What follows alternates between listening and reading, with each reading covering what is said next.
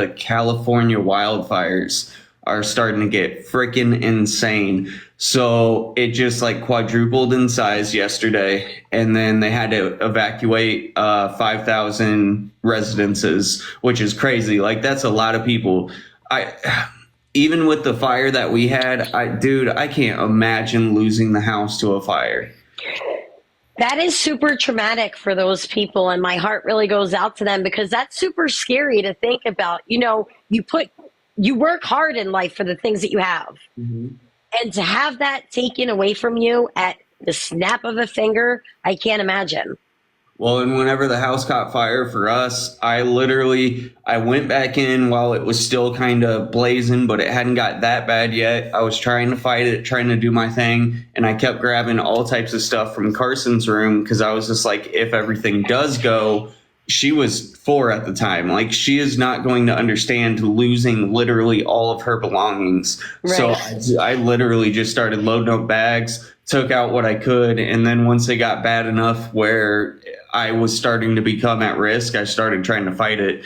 But everybody is saying it's getting smoky in Washington. I don't think the fires have left California yet. I didn't see anything that said this. This was literally, it's been going on for a little bit, but just yesterday it like peaked, and it's crazy because I was watching or I was reading a bunch of like Discords and Reddits and stuff, and people were talking about how we need to try and prevent wildfires and really, really make an effort.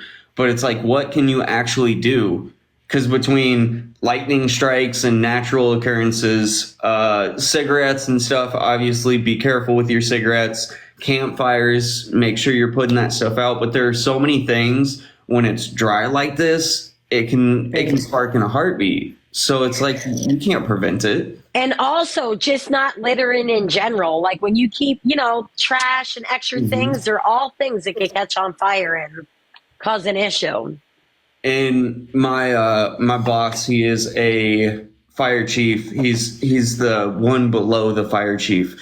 But we had talked about this before the last time there were a bunch of fires, and it was like at a certain point, whenever the fires first start, you almost don't want to do anything because fires need to like kind of burn out themselves. But at the same time, it is so crowded in so many areas, especially like Cali and stuff like that, that they can't let the fire burn itself out because it's going to affect people. So they start trying to put it out, and it actually makes things worse. And it's just like, also in California, like the way the roads are, the traffic, like it must be hard to get out of those areas when things like that happen.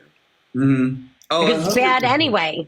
It's bad in general anyway there with the roads and the highways and stuff. Yeah. Like my heart really goes out to people and animals. And I think, oh my gosh, where was it? There, one of the Asian countries right now, I think they're getting hit with some big stuff. I saw that. Yeah, dude. Even stuff like that. At least a fire, you have a little bit of time to prepare. I know you do with storms too, but storms can get really, really bad really fast. Like you might not know it's going to be horrible, and then boom, everything's getting destroyed. So it's like if you can't save your stuff, that's crazy. Right now in Bolivia, I just looked it up. It's in Bolivia. But the thing is you have to, when you have things, you have to protect them. You have to try to have the insurance and all these things to protect them. But what happens when something like that happens? You've had a fire in your house. Mm-hmm. Did insurance cover everything, or did you get screwed over? So we got screwed over pretty hard. Right. Insurance didn't really do much. They literally fought everything. Like so the perfect example, my fireplace. They tried saying that my fireplace, the whole entire fireplace, was worth like $2,000. Fireplaces, if I went to go put in a new fireplace today, we're going to be talking like $12,000-$15,000. Right. Like, and they said they base everything off the depreciative value of the space. That's like a car. When you drive it off the lot, 10 grand, 10, 13, whatever, taken right off the top. houses aren't supposed to depreciate though. They're supposed to appreciate. So the fact that like they were coming up with that shit and they didn't pay for us to live somewhere else, which we had like smoke damage and shit. So they didn't put you up in a hotel?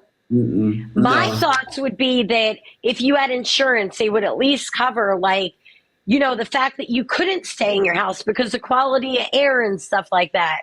they don't care about stuff like that. Because Wow. they just don't want to pay out. That like that's Right. the only thing they care about. They don't want to pay out. So, like even okay, so certain areas, especially like around here. So in Illinois, there aren't a ton of floods depending on where you're at.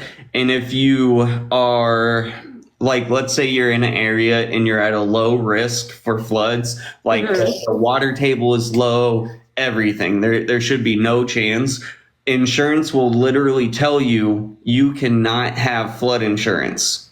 And it's like, okay, but I want flood insurance because if something happens, I want to be covered. So Right. I'm trying to pay you money for something you're telling me is not going to happen, but they won't cover it. And then if something does happen, you're completely screwed. So You it's want to like, always protect your investment. I mean, that makes sense. If you're investing money into something, you want to protect that investment. And it's sad how the insurance companies don't protect your investment in the end. they just take advantage of you. I understand it's a business. Yeah, it's a business. They have to make money. I get in there. The problem is there were probably so many like insurance scams and all types of stuff. It got to this point because it probably wasn't always like this. Right. But with all the scams and everything that's happened, they've had to be more careful too. Because otherwise, the insurance companies are going to go out of business. And if no one has insurance, guess what? You're fucked at that point. Right.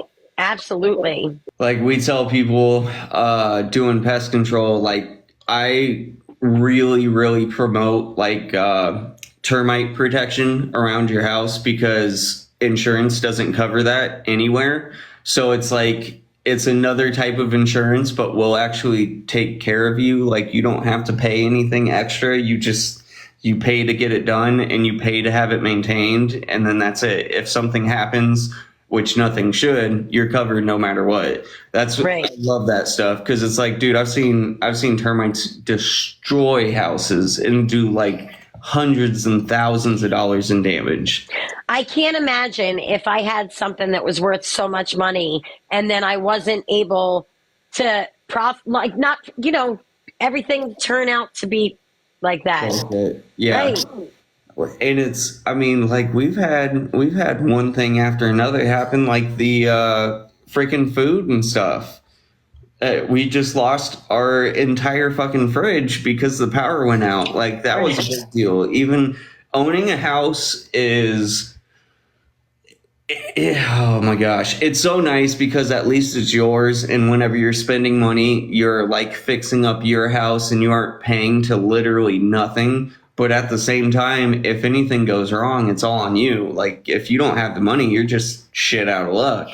That's honestly like I always wanted to buy a house, but now I honestly don't even care to buy a house. It's not even a goal of mine anymore because I'd rather just rent and have whoever take. I need to get out of where I live, but honestly, I don't want the responsibility. I want it on someone else. I don't know. I would still say buy a house, homie. Like you have to be financially stable. You got to be in the right place. Right. But like, here, this is mine. I own it. I can do whatever I want with it. So whenever I was playing with my blowgun earlier and showing you, and I put a hole in the wall, it's Right. not a deal, Hey, it's mine. So I know. yeah, that's kind of the nice thing. But I ended up for everybody on here, I ended up getting my fourth weapon at termite auction that we had. We do one every year.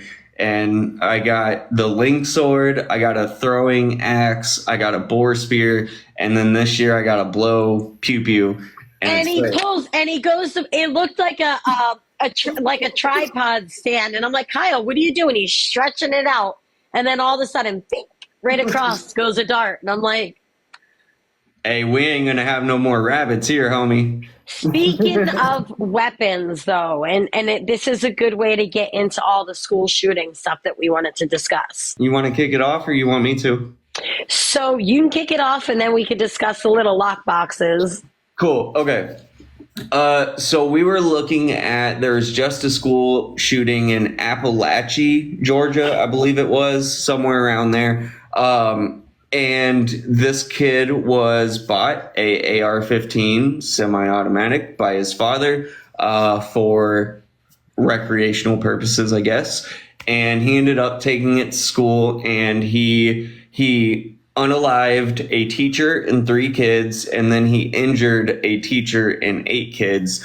And he was just charged with felony murder, I believe.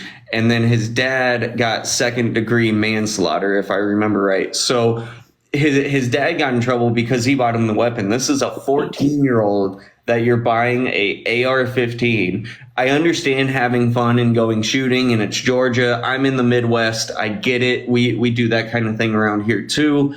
But like, that is a high-powered rifle.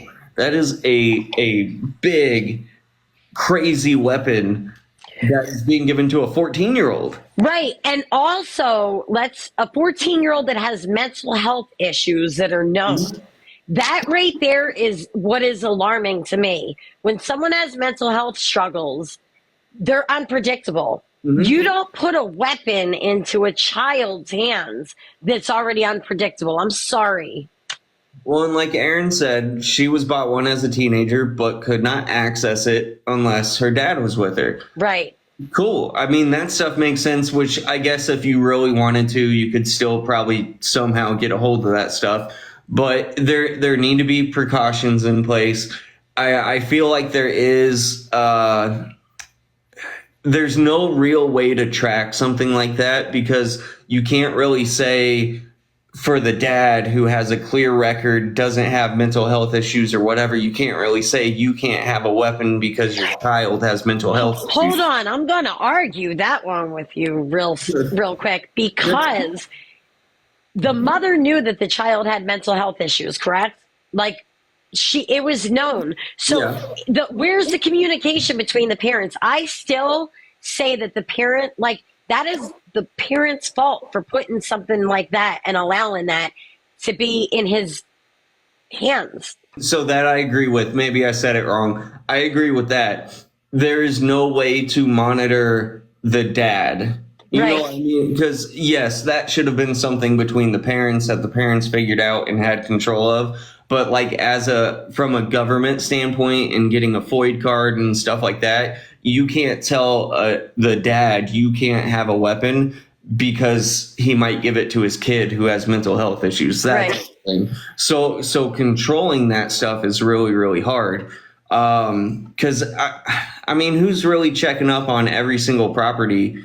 And at the same time, he might have gone shooting all his life with his parents. It might be a regular thing that they did constantly, and there was never an issue. And I mean, I can honestly say, if somebody told me, like, you shouldn't have bought that for your child, because what if he goes and shoots up a place? Do you really think your kid is going to do that, regardless of the mental health issues? Some I'm sure you can tell are capable, but are you going to think that about your kid?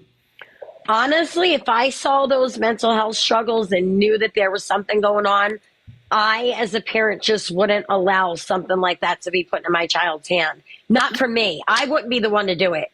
Not me.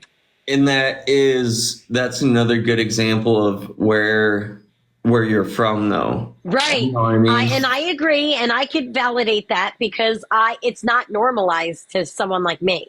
Right. In here, it's like, in the town that I'm in, we have shootings every single day. Literally every single day. It's scary out here. Same. It's the hood where I live too. Well, and we were looking up, you looked up the stat, like, since Columbine, there's been like basically a shooting every 1 or 2 months. Right. Cool. Like, that is crazy. Yeah, there's been like 407, there's been 400 and something shootings since Columbine when we were looking it up, which is crazy to me. And you know what else is even crazier? A lot of times you hear these things and then they're silenced. Yeah, We you don't stop even hear talking about about it. it. Right. We hear about it, but then it's silenced. You know, whenever I was looking at the news and everything, the only things that I saw were that another shooting on a freeway. Right. There I was saw a that one too. robbery. Yeah, it was all either political stuff or it was violence. It's like that's all there is to report on nowadays. So is that a good thing or is it a bad thing? Because is it making people aware or is it making people feel like they have to defend themselves and that's the norm and it's kind of acceptable? You know, what's normal for some people isn't normal for other people. And you're right. It is Sure. all based off of where you live. Like hunting and stuff like that might be normal for some people, but I didn't grow up in a family like that or an area like that. So to me, if my child I knew had mental health struggles, I just wouldn't as a parent put that power into that child's hands.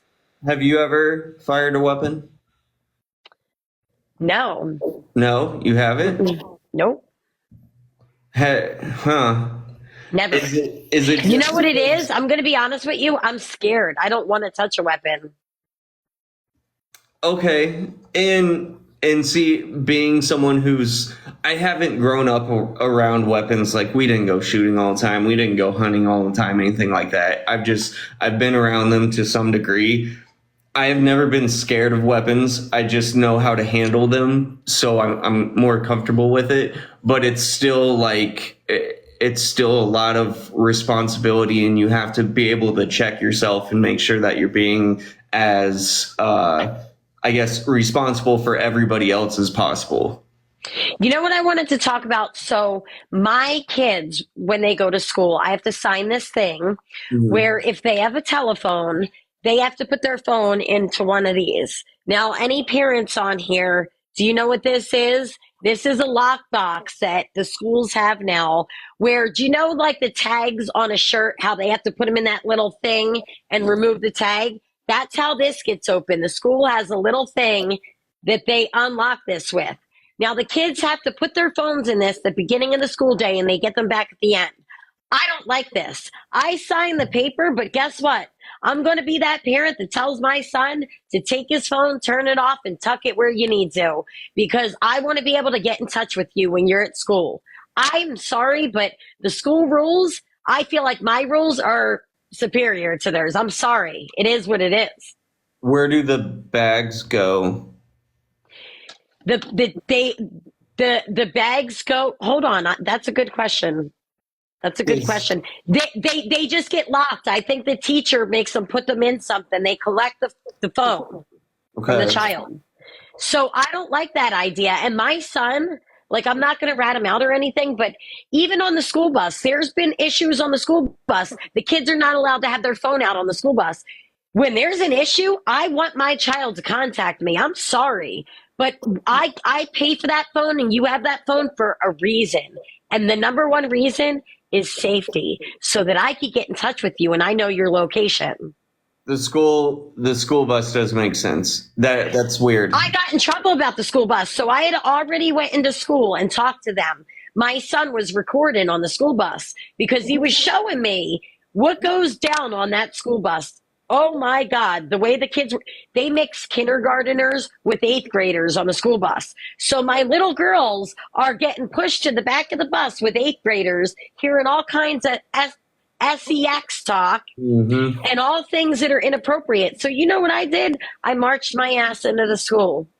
I went in there and I told them, I said, listen, the recording that I saw from that bus, you better talk to the bus driver, number one. And number two, my kids are not sitting mixed with my little girls aren't mixing with the older kids in the back of the bus. No. And then guess what? The school said, well, guess what? Your son's in the wrong. He's not allowed to pull out his phone. That is still considered school time. And I said, no, don't They agree. they aren't there yet though. And like, what if there was an accident? What if the driver had a medical emergency? Like, The driver is very unsafe that drives my kid's school bus. He can't pay attention to the chaos in the road at the same time.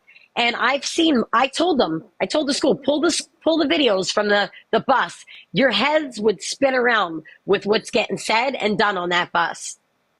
the fact that they're mixing kids is wrong. Right. Well, I mean, we even had the whole situation with Jax that, again, I still haven't really talked about it on here. Would you want your little girl that's 5, 6, to go in the back of the bus with 8th graders that are talking about sex, that are literally educating and talking all disgusting things here? I mean, there are very, very few things that I would go after somebody like that for. Like, I'm not the type that would sue for anything or whatever. Me either. I would But sue for that. I will verbalize. I'll be in that school. I would sue for stuff like that. Like, if that affected my daughter in any way because y'all have a first grader on with 8th graders, nah, we're gonna have some problems. Right. And also because of that, like, because they are talking sexual, you don't know what's going on in the back of that bus. You don't know who's ducking and dipping in seats. I'm sorry, but I have daughters and I'm very protective, and I do not want my little girls going to the back of the bus. They need to be right up in the front. It should be going by age, in my opinion. The older kids in the back, and as it progresses to the front. But this starts turning into parents need to teach their kids how to frickin' behave on the bus and behave around other kids. Another part of that is with the little kids and everything, especially, the school is just going to say, why didn't you drive? Like, if you're that pissed off about it, then drive your kids to school. Can I tell you something? So last year I started doing that. I took my kids off the bus for that reason, because I felt the bus wasn't safe. I didn't like the things that I was being told and seeing and hearing out of their mouth. I marched into the school about that last year, but their school, the way that it's designed, I would literally have to sit for 2 hours in the morning almost, and it would take 4 hours out of my day to drop my kids. But you know what? I did it last year, and I'll do it again if that's what I have to do to protect. So the way that the school is, you have to go around the back of the school, and there's 2 lines. There's only one way up. Look, here's the building. You have to go behind the building and around, and there's only one way up the hill out of the school. And it gets backed up. There's only one way in and out. And it's literally, you will be in that line for 2 hours. I'm not exaggerating. It's designed horribly. Yeah, that's pretty dumb. Right. So there's a mom, like, I feel bad. I don't work. But what about the working parents, the ones that do have to show up for a job? You would have to take all that time out of your day because the school doesn't have the bus under control? Doesn't make sense. Hire a different bus driver. Well, and why don't they have like someone directing traffic a little bit so it goes? Oh, they do, but it's they need a different way in and a different way out. It goes up this big hill and everything, and there's only one way in and out. And the line is just backed up, and it stays backed up. That's dumb. Okay. So going back to the phone cases. Right. Why are you so against it? Because in my opinion, the reason that my child has a phone in the first place is that I could get in touch with them in an emergency situation. My anxiety with this thing, that this doesn't help my anxiety knowing that my child's phone is taken away and locked up. I look at it this way: as long as my child's not pulling out the phone and doing things during the school day, as long as the phone's quiet and put on silent, it's there for an emergency. But that's the problem. They are pulling them out. I know, but it's like, but listen, my son right now, he's so scared, he tucks it real good. Trust me. They ain't pulling his phone out during the day. It's literally there for an emergency. Which, that's great for him, but unfortunately, other kids can't behave. So my intrusive thoughts and my anxiety as a mother, I want to, be able to get in touch with my kids when I need to. I don't want my kids at school or and like, God forbid I got a text that something crazy was happening. I want a safety plan, like with my family. Right. Other kids ruin it for other kids. But you can get a hold of your kids whenever you need to. Just call the school. I don't agree with that one though. Why? Because I feel like if I called the school, if there was an emergency going on, they're not going to answer the phone. You mean in an emergency at the school? Yeah, listen, if there was an active shooting situation or something, I want to make sure that my son has his phone on him so that I can get in touch with him. Okay. So whenever these things happen, I'm gonna run you through a scenario. Whenever this happens, let's say someone starts firing in a hallway. So people hear it, people figure out something's wrong. Probably a few teachers kind of, go out of the classroom, check things out, all that. They figure out what's happening. A alert goes out on all the smart boards in the school. Every single classroom, the smart board reads, I don't remember what it was. It's hard lockdown or something like that. So they know something serious is happening. Right. So then a mass text goes out to parents saying, hey, there's an emergency currently, blah, blah, blah. The kids, while all this is happening, they're supposed to block the door and hide. So they block the door and hide. Okay, so let's say the shooter is right outside the classroom. Your kid's phone rings and he hears it. That is a risk to every life in that classroom because your kid's phone was on. You know what I mean? And right. While everybody is supposed to be barricading doors and hiding, kids nowadays probably if they had instant access to the phone would be making a TikTok and alerting people like the shooter, hey, people are in this class and stuff like that. So that's part of the reason why in active shooter situations it's rough. And I know you can shut the ringer off, you can do all types of stuff. Kids don't do these things though. Kids aren't responsible enough to handle these things, which is why they have the little bags in place. I still don't agree with it. I want my child's phone shut off, notifications shut off, and you have that phone on you. So period. All this is going on. So let's say they are locked up in the classroom. All this is happening. Chaos. They've blocked things off and they're going to hide. So if those phones are in the classroom, then the teacher can unlock those pouches and people can alert their parents. But after everything that's been done is handled and the teacher has things under control in the classroom. I don't trust other people. I'm sorry. It goes back to me not trusting anyone. And that's what I'm worried about is going to get people unalived. Is I don't trust someone else's kid. I don't trust anyone, period. I'm just that way. But you have to be able to, I would rather put my faith in the teacher than in the kids in the classroom.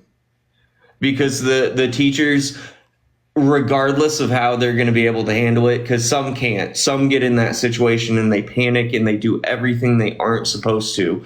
But at the same time, that person is supposed to be handling the classroom. I understand that because they're supposed to be the responsible adult in charge of the kids. I can mentally understand that.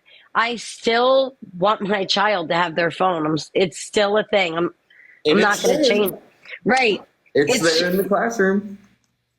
It's like I don't know. I'm sorry. I get what you're saying because you want them to be able to pull it out right away, but that's exactly what they're trying to prevent. Right. I see that. I can see that. But I have a hard time. It's just, you know what it is? It's just all the trauma. I think it's a trauma response for me to always want to make sure that I am in control and know where my kids are at all times and that they're safe and that they're accessible and available. Which I get that. Do you have to know where the kids are like all the time No, whenever no. so it's only in school? Well, no. I mean, of course I want to know where my kids are at all times. Like do they go out and run the neighborhood or anything like that? Not without me. Why I'm not? I'm I'm a hover mom. I'm sorry. I just am. That's just me. But no, like they go outside to play and I kind of stay distant from them a little, back. Sure. I'm not right up on top of them, but you got to realize where I live. Number Oh, one. I Okay? understand. I understand. It's not safe to let my kids just roam the ghetto. Like it's just not.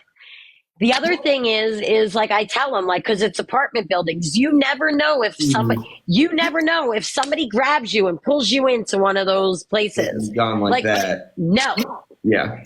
And their ages, they're just still young. Like, my son is 13. I allow him to go outside, but he has to have his phone on and he has to answer his phone when I call him. And for people in the chat, do not think that I like believe any of this or am Right. We're actually just debating each other. yeah, we're just going back and forth trying to have a good discussion from both sides. Right. So with the kids, so because you are a helicopter mom, do you do you feel like that's part of the reason why they're always up your butt though? Because That's okay. I think the reason that they're always up my butt is because I'm their safe place. They're with me all the time. So it's like they are. you see what I'm saying? I know. Yeah. So and again, it's because you have to be able to. You have to be able to let go a little bit, but age appropriately let go. Like Right. my kids are still young. They're girls. I don't want my daughters have even been exposed from other little kids their age that were Mhm. pulling things out that they shouldn't be. Don't be doing that. Like, I don't play around when it comes to my kids with stuff Well, like that. and for me, because the youngest and the oldest are girls, so it's like I am still more protective over the oldest than I am over the boys because it's different for Right. boys than it is for girls. I agree. The same thing still happen to boys. I mean, unfortunately, there are a lot of sick people out there, and a lot of the people that are snatching kids and stuff, if it's not for like sex trades and stuff, they're actually snatching boys because they're like perverts and all types of weird stuff. You got to monitor things. Listen, even going through my son's phone, I'll take his phone from him. I go through. I'm sorry. It's if you feel, I'm sorry if you feel violated, but there are certain things that as a mother, I need to check. I saw a weird text message in his phone of some guy in his boxers from a PS5 chat. Some little Skinner looking dude was sending him a picture. I got the phone number. Like, you have to monitor certain things like that as a mother, and it's like I don't want to invade their privacy, but I also want to make sure, but I don't want to be I want to let them, give them enough rope too. And that's my thing though, is whenever I remember being that age and like Right. if my parents went through my phone, motherfucker, why are you getting on my phone? Right, I would feel violated. You're right. I know. I but don't know. I don't know the boundaries though today. Like, what are healthy boundaries as a parent? but I feel like it depends on the kids though, and you have to know your kids and try and be fair to them because at the same time, I also understood like if some dude sent that to me, it would be blocked and it just wouldn't be a problem anymore because people are fucking weird and shit happens. But Right. not This everyone dude, can say that. if you, I'll send you the picture of this. You'll be like, Marie, oh my God. Like, Why didn't you blow it up? blow what up? Why didn't you like put it on TikTok? Like this dude is sending pics like this to my. You know what I did? I did. I brought it to the police station. Did you? Okay, good. Yeah, That's good. I That's did good. because it was inappropriate, and it was like you're gonna solicit a child. And when I saw that, my heart dropped. And honestly, I have to be that way today. I'm sorry if people don't like that about me, but you know No, what it is? no. No, I know we're debating though. because some people might be like, oh, that's a cop caller or whatever. But you know what? When it comes to your children, if you see something inappropriate and your heart drops, my first thing was, oh my God, what other kids is this dude sending pictures to? Right. And that's my thing. If someone ever like came at you because you sent that picture to the cops, like, motherfucker, how sick are you then? Like, Right. you're defending the dude that's sending pictures of himself in his boxers to a kid? How do you do it like with kids with like PlayStations? Like my son right now, he's online. I don't know who he's talking to. He talks to people from different countries. Like, it's very, very scary, the technology that these kids have at their fingertips today. So Talon, he's not really monitored the way he should be. He kind of gets to do whatever he wants. And I don't agree with that, but that's a whole thing. Jax, he doesn't really have a lot of access to that stuff. He has Roblox and he has a tablet. But like, he doesn't have a PlayStation. If he is on PlayStation, he's in the living room on his account on the PS5 or something. So Right. it's visible for everybody.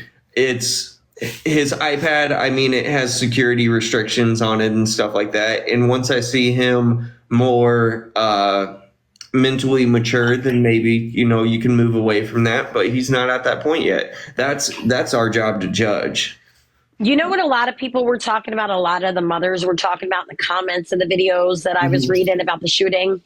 There's a smartwatch. It's not an Apple Watch. There's this watch that was set up for instances like that aren't always, you could make a phone call in an emergency on that watch. And it sends like the location of the parents and all these things. Like, I forget what it's called. I know that Killer Bee Tactical talks about a lot of stuff like that on his page. I like that. I would totally get that for my kids. So there's all these like they're like a gizmo watch. There's these watches that are just for like an emergency like that. That's another really good option for safety and location tracking for your child. I would definitely get that 1,000% for the kids. And I mean, if it's not sending out the signal unless like the kid hits it, then Right. that invasion of privacy is gone. And at the same time, you can still, like, they have an emergency where something happened, they hit that, and the cops, me, whatever, can directly go to them. I like that a lot. I do. It's like an alert. There's a specific name for it, and I'll let you know exactly what it is. Someone said bark phone. There you go. That was it. That's it. Thank you. Thank you. I'm going to have to look that up because, yeah. I have a screenshot of it because a lot of the mothers in the comment section were saying, like, that's what I'm going to get for my child now because you want your child to be safe. You want to know that in a situation that they have access to you. And I want my kids. So maybe that could be a way around your the phone being put up type of thing, because Right. if something happened, they can hit that. Like if there was an emergency in the school, they hit that. Heck, you might be able to alert the cops before anybody else even has. Also, Bark scans your child's text messages and their social media apps and emails, all phone activity, to keep you informed and make sure that your child's protected. Like, they can tell if, they scan for like URLs and different things. It could be a red flag and they alert the parent. And I like that. Does it scan like certain words and stuff like that? Like, so the thing that I'm thinking, and it's hard. Back in the day though, like, I had to have my little girls that I was, talking to back in high school, and I had to be my little player self. Right, right. If I knew my parents were gonna see that, right. Me too. Listen, I was doing things at a young age too. Back in the day when I was doing things, we didn't have a phone. We were writing love letters back and forth to each other. Like, hey, there was no phones. I remember when MySpace I'm dating myself. came out. MySpace was the shit back whenever it first came out because I think I was a freshman, and dude, MySpace changed the Guess game. what? I never had a MySpace. How's that? You see, it was for kids. Never MySpace had was one. definitely for kids. I was on that shit all the time, and that's the same thing as social media. I mean, MySpace was the first. I feel like really big social media. Right. App. But at the same time, it still was never to the level that everything else is now. Like everything now is, I feel like, at a serious level. You couldn't do the same things in MySpace that you can with everything else. Like you couldn't send those pictures and stuff. I don't think. You know what I get a lot of? A lot of people ask, like, do you have Snapchat? I don't even want to make a Snapchat because I know why you're asking me if I have a Snapchat. Yep. No, I'm not making a Snapchat. I don't want a Snapchat. I ain't going to sit and snap you pictures of me all day. Snap is gross. Right. I have so many, my inbox is full of people like, hey, what's your Snap? Let me get your, dude, I don't have one. Sorry. Anything that is for me is going to be on TikTok and that's it. Random question you don't have to answer. Since you've started this, especially whenever you first started, how many people you think have like came at you like that? It's been a lot. It's been a lot. Crazy. My inbox could be crazy, but I feel like every woman's inbox, every people, I think it's men and women. You probably had the same. I've got a lot. And I get a lot of weird shit too. Or like people, I don't know, it just gets weird sometimes. But I don't want to do Snapchat. Like, I don't want to put myself out there like that. That's not Marie. Like, it's not. I've had a Snapchat and I never used it in that manner. It was always like literally just going through the day kind of shit. Yeah, I mean, even messages on there and stuff. I don't think I ever used Snapchat. Because my friends, like with Snapchat, you know, you snap the pictures and they disappear. So no one could screen. It lets you know if they screen record. Right. But see, this is the way that I look at it. I don't want everybody having pictures and stuff of me. Like, I'm not that type of person at all. No. I am very, very, very laid back when it comes to stuff like that. Like, I hate when people ask me for pictures. Like, it's just not a thing that I want to get. If I want to give you a picture, I'll give it to you. How's that? I've had people like try and do the whole, they'll do like a video chat type thing and they'll start taking off their clothes and be like, you should join me and da da da. Like, a video chat on where? Like video chat? No, literally like on what was it? It wasn't Snapchat. I don't remember. Instagram? Maybe it was one of the apps, but it was just like, what? Like, I don't fucking know you. Like, I don't want a video chat. Right. Also, the thing that scares me about the Snapchat, I did download Snapchat at one point, and it was just because my son was going to a birthday party, and he's the one that told me, Mom, so you could, like, I'll snap you, and you could see what I'm doing and my location, which made me feel comfortable as a mother to let him go. But once I logged into Snapchat and all that and had it all active on my phone, it was tracking my location, and I didn't know that. Yeah, Snapchat had a big thing with that. So it was literally everyone that was following me knew my location. Yeah. And that's scary, especially because of the following on TikTok. You don't know who's weird. I get weird messages from people like, oh, I look in the background of your videos. Like, what? Okay, so have you seen the guy, there's a couple of them where they can literally take the background or whatever and they can find you. Like, I've had someone take a picture in a hotel and they found them like in their hotel room. They could figure out what hotel it was, what room about, and everything. It was crazy. Dude, that's the stuff right there that freaks me out. And that's why when people are like, hey, you got Snap? No, I don't have Snap. I am already overwhelmed with TikTok. I don't want nothing to do with another social media platform. I'm good. I got YouTube. YouTube's kind of my thing. I'm down with that. I still mess with TikTok every once in a while. The only reason I kind of want to branch out is for this. But besides that, like, I don't want to do what I've done on TikTok on other apps because it's too much. Me either. And I feel like it's too overwhelming. Like I was starting to put stuff on Instagram, but then I noticed a lot of people from a lot of people from TikTok that were trying to be inappropriate were coming to my Instagram. And it was just like, dude, don't do that shit. Like, right. I'm not interested. That's what it is. They hope you got pictures, and then they hope you have a link for like OnlyFans. Hold on, you ain't getting shit from me. That's how I am. Dude, yeah, I don't know. That shit's crazy. As a parent, I think that there are boundaries that you have to have with your children. Like, what is too much as a parent? What do you think? What are your thoughts?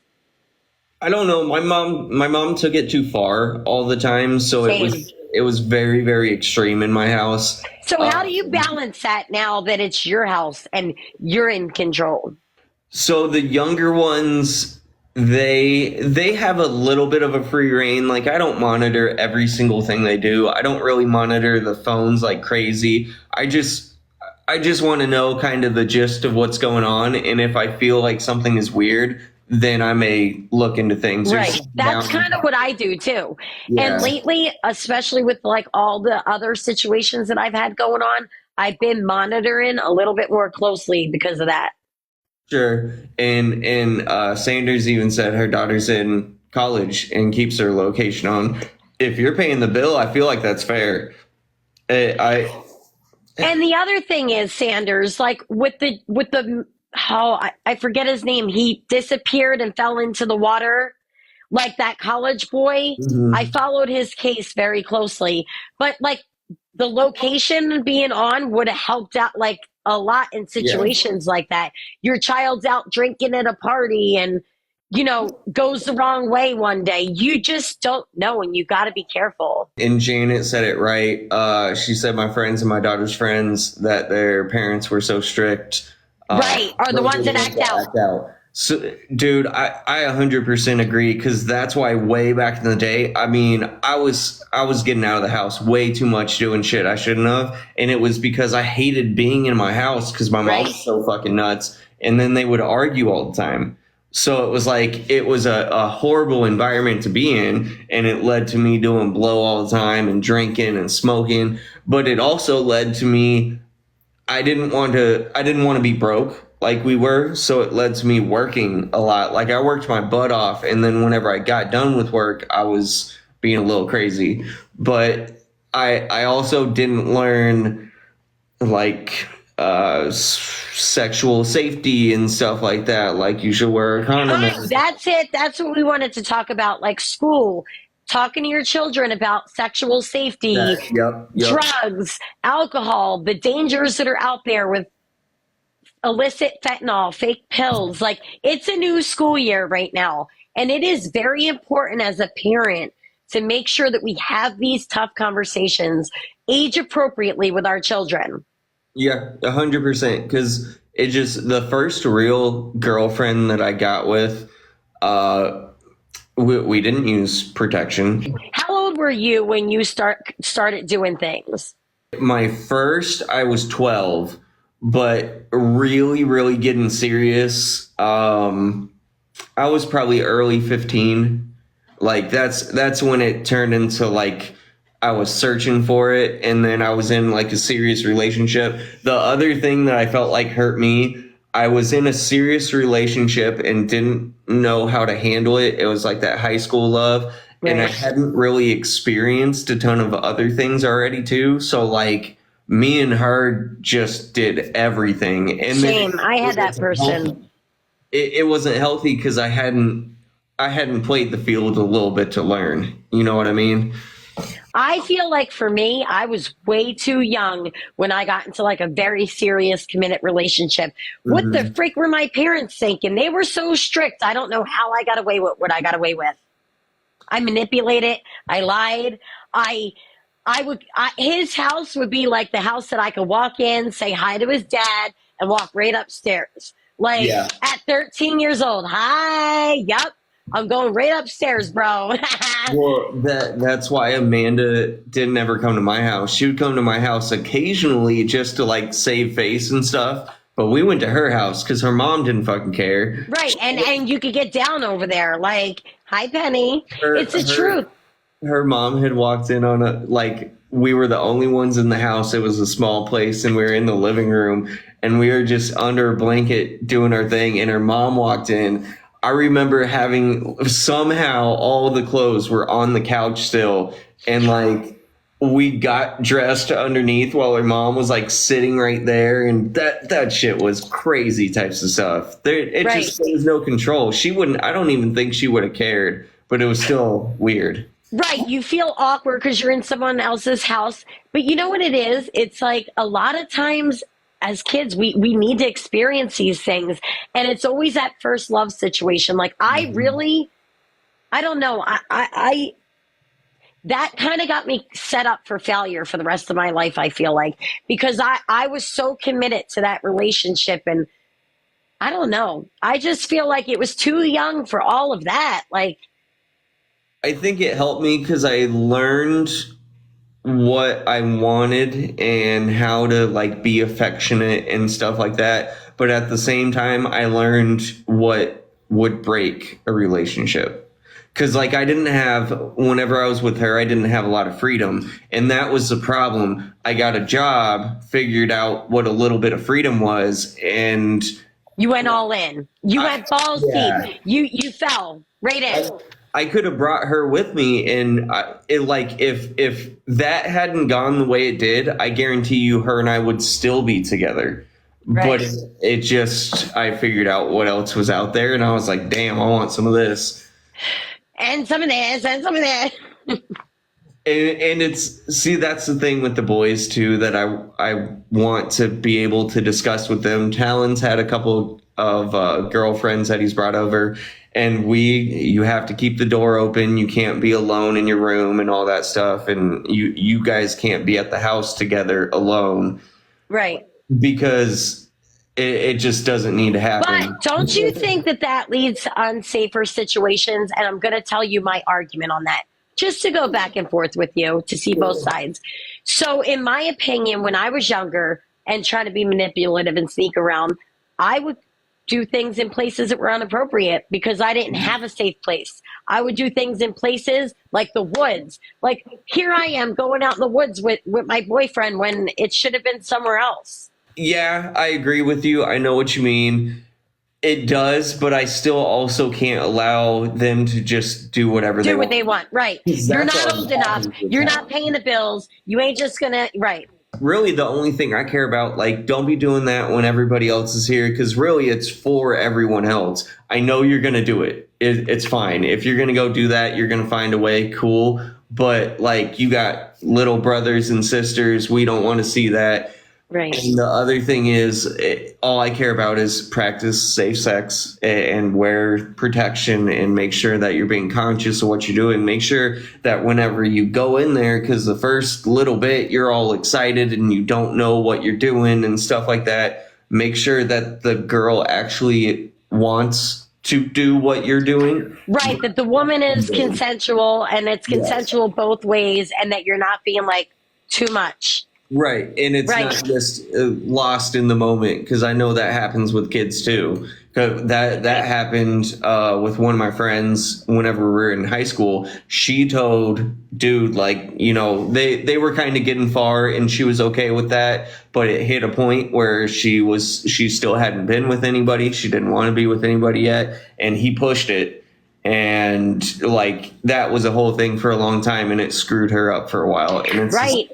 And sexual trauma takes years to recover from, years. And the bad thing is, he didn't mean to do that. He didn't understand that there was a point where things needed to stop, even though she was saying it, because he was too worked up. Never taught better too. Right. And that's the problem. I want to make sure they understand stuff like that, because you're going to do what you're going to do. I mean, if you're going to go out and hook up with some chick, whatever. Just make sure you're doing things appropriately. That's all. Also, I want to say this. A lot of these girls, like I'm outside, I am that helicopter mom with the kids. When I'm outside, I hear and listen to everything that goes on. You know, there's little 13-year-old girls walking around out here. They can't wait to get pregnant. They want that baby. That's all they're talking about. Oh my God, I can't. And guess what? I can imagine half of these girls will be pushing baby strollers next year. And I told my son, see those girls? They're the ones that you need to stay far away from. Far away from. Because they'll manipulate you and use you because they know what they got between their legs. Listen, I ain't paying for no kids, other kids right now. Nope. Well, and they know what they got between their legs, so they got full control. And if they want that. And the sad part is like a lot of these girls that are like that because mommy's like that. Mm-hmm. So they're copying what mommy's doing. Mommy's bringing random dudes back to the house. See, my kids are never going to experience that with me. They're never going to experience me bringing random people back to the house because I will never do something like that. I'm not like that at all. Dude, I can't imagine like even Lex in the point of her life that she's in, because she's grown enough that, you know, she can do what she needs to do, but just financially and in her life, she is not there yet. If she came to me today and said that she was pregnant, that would be an issue because she obviously was irresponsible with it because she is not ready. I get it. I did the same thing. But we've had that conversation with her. No one ever had that conversation with me. Right. It's scary. And I think as the new school year approaches, as a parent, it is your responsibility to talk about drugs, alcohol, sex, peer pressure, bullying, all of those things. This stuff is going to be awkward. It's going to be a hard conversation. It's not going to be fun for anybody, but you got to have it. Because if you don't, it's going to go bad. Right. And you could look up ways to have an age appropriate conversation with your child. Like I talk differently because all of my kids are different ages, but they all know. And it's sad because they were educated on the school bus about A, B, C, and D because they're got 8th graders mixed with the little kids talking about the bullshit. The other thing that I've really focused on with Carson, just because I've been able to, like the other kids, obviously Talon and Lex, they weren't mine. By the time I met Shane, they were older. Jax, I haven't had all the time, so I haven't been able to see everything.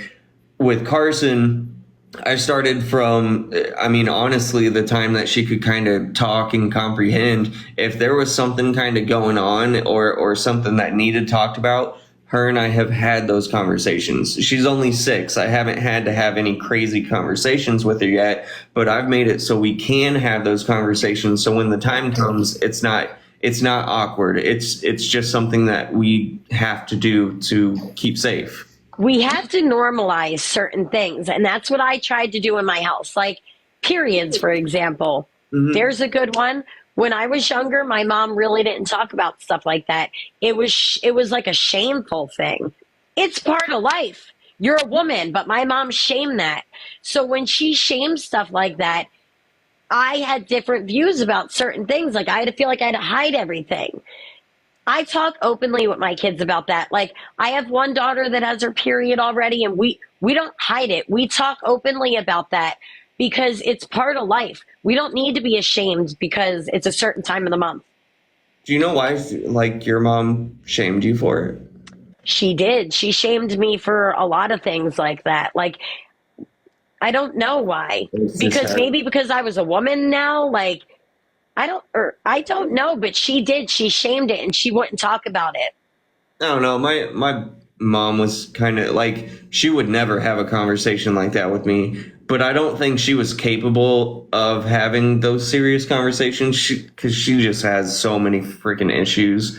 So right. It's just, I don't think it was like they didn't want to have those conversations. My dad really should have. But when I got my period, I knew what periods were because I heard the people in school talking about it. Mm-hmm. Like there was sex education and stuff like that.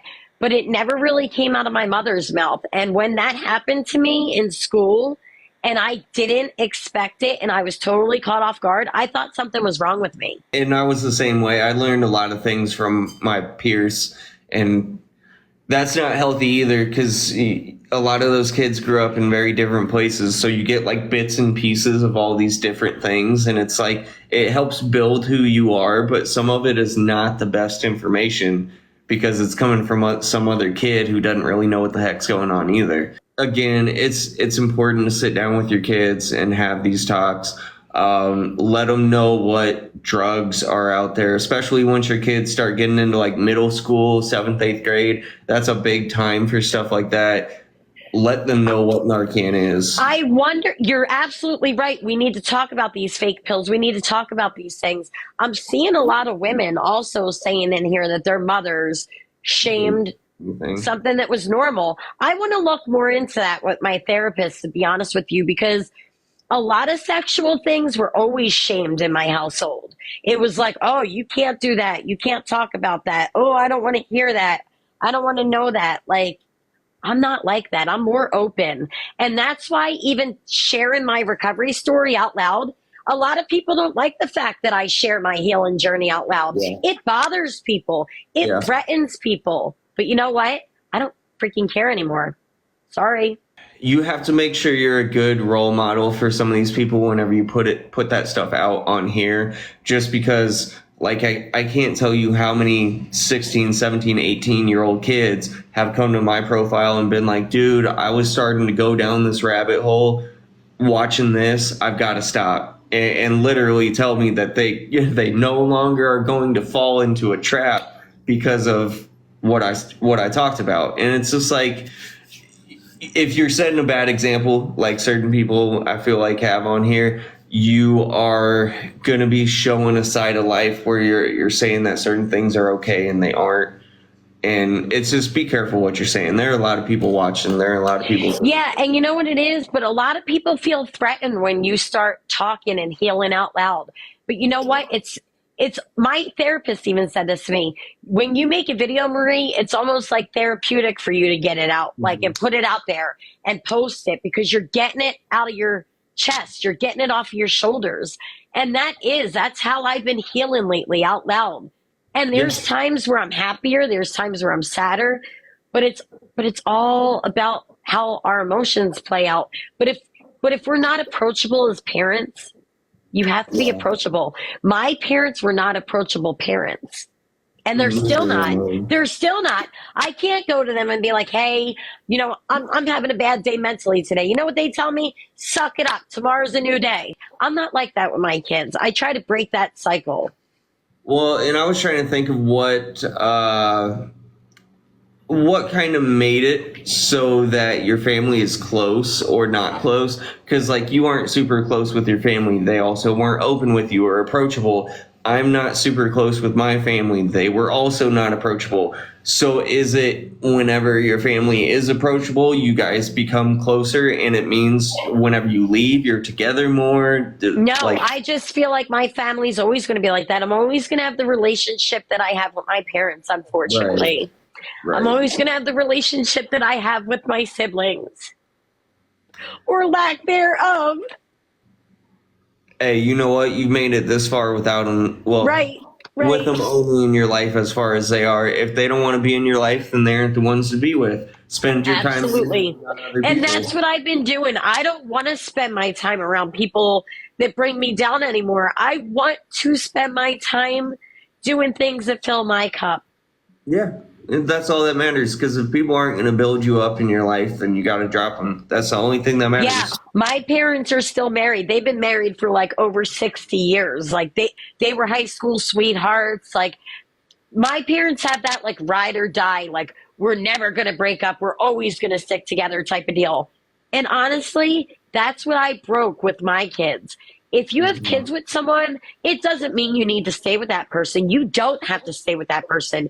If they make you not happy and they're not adding to your life, bye. Right. Yeah, right. No, I completely agree. It's the truth. For some reason, the wife decided to start mowing. I'm not really sure why, but she's about to be very loud, and I don't know. I don't want her mowing either because she's like super sick. So I don't know what the hell she's doing in the first place. She needs to go lay down. So I'm gonna call this so I can go take the lawnmower from her. Thank you, everybody. Thank you. All right. Bye. Later, guys.